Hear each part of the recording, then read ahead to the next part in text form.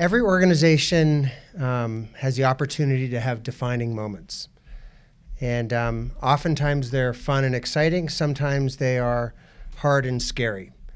I think we have a combination of that happening right now. As all of you know, we are beginning to see real evidence that COVID-19, the novel coronavirus, has taken root in the United States, and activity is heating up here in Utah. We, as an organization, are really ready to take care of these patients and take care of our communities. I had the opportunity with Sue Roble yesterday to go to the EPU down to Intermountain Medical Center, and boy, was I proud of the work that I saw being done down there.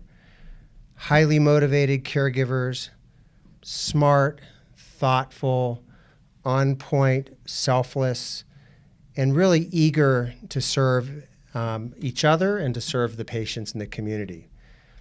This is a fast-moving, rapidly evolving situation, and we don't know all the answers yet. But what we do know is we are always going to put our patients first, and we are always going to put our caregivers first, and that we're going to do absolutely everything we can to serve both of those groups as thoroughly and thoughtfully as possible. We're opening a dialogue with you today. We are going to share with you the situation as it exists right now, and we're going to anticipate that we're going to get an opportunity to speak with you on a regular basis over the next weeks and months, because this is going to be a marathon, not a sprint. I'm completely confident that whatever pops up, Intermountain will have a coordinated, thoughtful, and team-oriented response. And even if tough things happen, we're going to look for good to come from this so that we can serve better in the future. You're going to hear from Blair Kent now, administrator at Intermountain Medical Center, who's going to bring you up to speed on the operational implications of what's going on right now and our preparedness. So Blair? Thanks, Mark. As everyone's aware, we had our patient admitted last Friday, but our preparation for that moment didn't start last week. We had almost 5 years of advanced preparation. We had taken advantage many years ago. Intermountain was very thoughtful and diligent in trying to create a vision of how do we treat people that have unique situations, conditions. So as this EPU is designed and built, there were guiding principles that I still think are fundamental to who we are. We were focused on safety of the patients, our caregivers and community, and the capacity to provide quality care regardless of this unique and freestanding unit. So about 4 years ago, the unit was completed. It was designed in an incredible way to accommodate situations just like this. We were able to have great physician leadership and clinical leadership with our nurses. So we've been able to have physicians and nurses trained well in advance. So luckily and strategically, that when we got the notification, everyone sprung into action in a really fluid manner. Our engineering department, who has had stewardship over the past 4 years, were able to immediately step in, and the facility they've been able to maintain over the past 4 years was readily available. We were able to turn everything on and start getting to go in preparation for the receiving of this patient with minor tweaks and minor changes. Then immediately following that, we were able to mobilize all of the unique clinical aspects from our nursing to pharmacy, and having them come together to physically be in this unit and start identifying what's it going to look like and feel like when our patient's here. What are the handoffs? What are the things and the resources we need? So over the course of that time, we were able to set that unit up fairly quickly and thoroughly. Our commitment, which we've been for years in doing our daily safety huddles, we anticipated things really well. Physically, we've had to tweak things, maybe little things here and there from a communication standpoint. Something as maybe insignificant as a TV, the number of stations, to how we communicate through the glass, and then some things like food services. How do we deliver and where do we deliver the food? So overall, it has been a great success. The caregivers are well trained. We are well stocked and supplied to do exactly what we're doing. This isn't a unique challenge for us, nor is it something that we're not prepared for. This has been years in the preparing and planning, and now we're doing what we're trained to do. So the caregivers are excited. There is an energy with the nurses there, and through our huddle process, we're learning on a daily basis. So the patient's at the right place with the right time, with the right people, and at the right time. So, Dr. Phillips.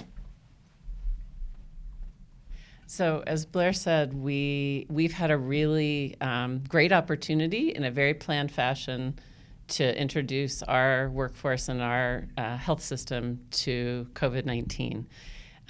And the situation is changing very, very fast. We're learning kind of on the fly as information comes in, both from the Centers for Disease Control and Prevention and from the Utah Department of Health. And so they're updating guidance, clinical standards, and we are keeping pace with them to be sure that the practice that we have in our EDs and our ICUs across our system, wherever a patient comes, we're ready to provide what is the standard today. I'll also share with you that the standard today may not be the standard tomorrow or 2 days from now. We're learning, if you've kept an eye on the news, it's an hour goes by or 7 o'clock tonight, we'll know something different. And we're really doing our best to keep pace with that. What I would like you all to know is that your leaders, your managers are putting your safety as a caregiver first. We're caring about you so that you can care for our patients, for your families, and your communities. Interestingly, initially, as you've probably seen in the news, we've been able to identify risk, and we'll talk about that, others here in a moment, through where you've been, right? Where's your travel? Have you been in China? Have you been in Italy? And what we're finding over the weekend, for example, is that that's only getting us part of the way there, right? So as we've seen what's happened in Washington State, and each day I think we'll see something different. So travel history is helping us, but that's probably not going to last for very long. We're going to find ourselves with direct community spread, and that's some of what we're seeing in Washington State now, and that's going to make it a little harder to know who's at risk. And so bear with us. We're going to give you every guidance that is available to us, and we're going to kind of take a ride here that the country hasn't been through and the world hasn't been through in a while. We are learning. We're a learning organization. We are caring for you and our patients, and as the guidance changes, we're present for you. Please know that we have a website that's available internally as well. The CDC and the Utah Department of Health have sites for you to go out and care for yourself, as well as we're going to update for you as caregivers what we know in the moment. And so please use that. And the communications team is going to stay all over this. And as Marc said, this will be a continuing dialogue, both with things like this as well as written material that we'll have available for you. So we're informed, we're staying connected so that we can help you serve our patients.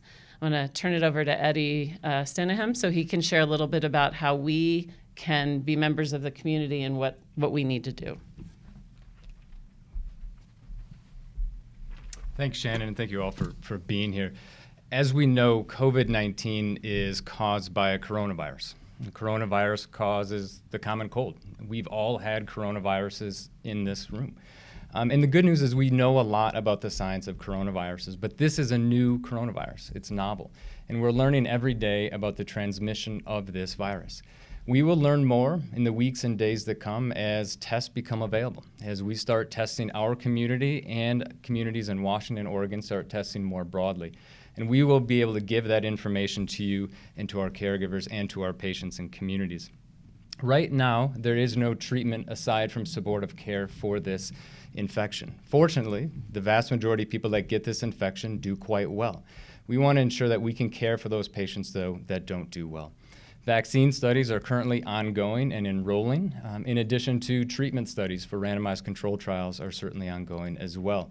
Intermountain will be involved as we can in those and keep you updated on current treatments that we can provide. Like cold and flu viruses, this virus transmits on droplets, infected droplets that are generated when we cough and we sneeze. The way people become infected is those droplets are directly inserted to somebody's eyes, nose, or mouth during a cough or a sneeze. Otherwise, they can cough and it can land on an inanimate object, a counter, a desk, a kitchen appliance, and then we can touch that, and then we take that and we put it into our face and we can get infected that way. So there's many ways we can prevent community transmission, simple things that we can do not only in our hospitals, but also in our communities. The first and foremost is easy. It's hand washing. We want to ensure that we are washing our hands consistently. And so when we touch those infected areas, we are disinfecting our hands by hand washing. And you will see all the leaders be doing that routinely, and this is the new normal to be doing this often. In addition, we want to avoid touching our face. It's easy to say, but very hard to do. But avoid touching one's eyes, nose, and mouth to really decrease that transmission of the more common things that are happening right now in Utah, which include influenza. We want to make sure that people that when they are sick and coughing and sneezing, we're coughing into our elbow, we're coughing into a tissue, we're avoiding infecting our environment as much as we can. We also want to make sure we clean frequently in the environment, using disinfectants not only in our home, but also at our workplace and in acute care settings as well. You may have seen some coverage about a shortage of masks in different environments in different communities. Right now in Utah, and definitely within Intermountain, we do not have a shortage of masks. We have them aplenty. But keep in mind, we don't recommend wearing masks in the community. We are not at that point yet. In fact, there is some recent data to suggest that there's potentially higher risk for people that wear masks. If you're touching the masks and manipulating the mask, you're also touching your face. So we don't recommend that at this time. In addition, as a precautionary method, we would recommend using non-handshake methods to greet one another. We can do fist bumps, we can do elbow smashes, or we can just greet each other with a simple hello. It's a precautionary method, but that's completely acceptable here within Intermountain as leaders and also as caregivers. Bottom line is we're here to protect the community, our caregivers, and our patients, and we'll keep you updated as we go. Let's turn it over to Rebekah. Thanks, Eddie. So there's some things that each of us can do right now to make sure that we're ready for what's coming our way. The first thing is we should be prepared at home. So keep basic supplies like food, your medicines, vitamins, essential items on stock at home. Be ready for that. Additionally, we want to make sure that everyone in your family and your relatives who live with you know how to do things like wash your hands well, wash them appropriately, avoid touching your face. Many of the things that Eddie just shared with us today are the same things that our family and our children also need to be aware of. On top of that, many of us have questions about what to do if you feel sick. So the first thing is that it's winter flu season, and there's many respiratory illnesses that are common and available at this time and in our community. So if you are feeling ill, please make sure that you stay home from work so that you can care for yourself. If you have questions or you have concerns about COVID-19, here are the steps that you should take. So the first one is please go to the Intermountain webpage. The website that is set up right now is being updated multiple times per day. And you should be able to get many of your questions answered there. If you're not finding the answers to your questions and you think you might need care, it's very important that you call first before going to a site for care. You can start by calling your primary care provider, or you can call Health Answers. If you think you have significant symptoms and you're afraid or you're concerned that you may need COVID testing, you still need to call first. The most important thing will be to call Connect Care, because they can actually help you navigate to the next steps. Where is the right place for you to go for that type of testing? As a reminder, if you have mild symptoms, you stay home and just do the care you would normally do for yourself. At this time, only people who have traveled to an area where there is coronavirus is currently prevalent or active, or if you have had confirmed contact with a patient that is positive confirmed case of coronavirus, COVID-19, those are the two criteria that are necessary to be met before you would be eligible for testing, in addition to the symptoms that you may be experiencing. So if you are ill and you have not met either of those two risk factors at this time, You should get care as you normally would, with your primary care provider, with Connect Care, or if needed, with an Instacare.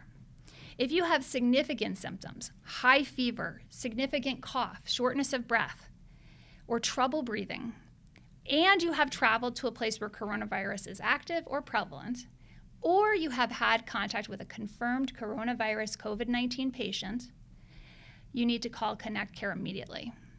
At any time, if you have urgent life-threatening situation or symptoms, please call 911. We should do a fist bump or elbow bump. There we go. Thank you. So bottom line is we're doing the best we can. I think the team is, and when I talk about the team, I mean the whole enterprise is doing a spectacular job. We have the right people, the right training, and as you heard earlier, we're a learning organization. We're going to be just fine. I think we're also going to learn a lot about ourselves, personally and professionally, as we go through this process. And that is one of the good things that can come out of a very tough situation. As you heard, we don't have all the answers. As we learn, we're going to share. We respect you, and we need your input. And you'll see some contact information come up on the screen. Please use that. We want to answer your questions, and we want to do that in real time. In addition to the no more handshakes and probably maybe hugging was never okay, Heather, I don't know. HR compliant hugs only, but maybe this isn't the time to do that at work. I think hand hygiene, careful with our handshakes, and then watch for us to be really thoughtful about travel, and we're going to ask you to be thoughtful about your travel for work as well. Really asking yourself whether a meeting can happen over a VTC, from home, over the phone. If you need to travel, we are not putting any bans on that, but we're asking you to be really careful and thoughtful. We have a couple of very large meetings that are scheduled. Our Intermountain leadership team and our management leadership team meetings are on the calendar. We're going to morph those. More to come over the next couple of days. We want to send all the right messages, but also do all the right things that keep people safe. And so the curriculum for those meetings will change, and probably the locations and constellation of the people who are at those meetings will change. In the end, I just want to say how proud I am of all of you. I get to come to work every day and work with the most thoughtful, mission-oriented, caring people that I could ever imagine. And I think this is an opportunity for us to take care of our patients, but to take care of each other and to feel that connection to purpose that I think motivates all of us to be part of Intermountain. So thank you for your time and attention. Look for more communications to come. And please, if you have questions, use the resources available and ask them, and you'll get prompt answers. Thank you very much.